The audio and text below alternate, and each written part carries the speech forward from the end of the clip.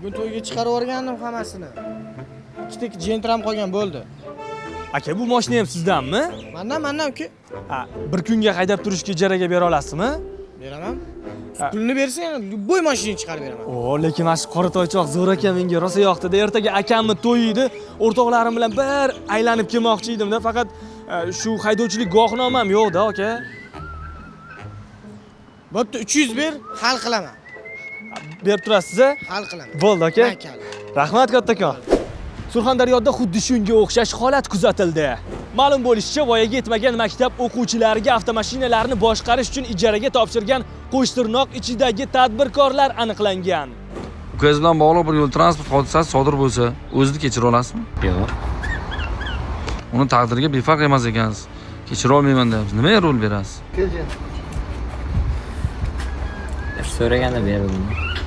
Haydovchilik guvohnomasi yo'qligini bilarmidingiz? Xabarim yo'q. So'ramadingizmi? So'ragan, chunki voyaga yetganda ularni 2006-yil bo'ldi.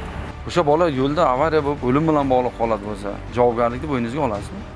Voyaga yetmagan bolaga o'sha huquqbuzarlik sodir etish uchun sharoit yaratganingiz uchun? Tushunaman.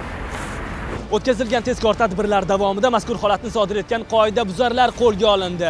Ana endi ularning qilmishlarini badalini ota-onalari to'laydigan bo'ldi. Nazoratga olamiz. Ikkinchi marta qaytarilmaydi. Tegishli choralarni ko'ramiz. Prava olsa keyin mana o'zi mashina rolini ushlamaydi. O'zi ham xulosa chiqardi, biz ham xulosa chiqardik.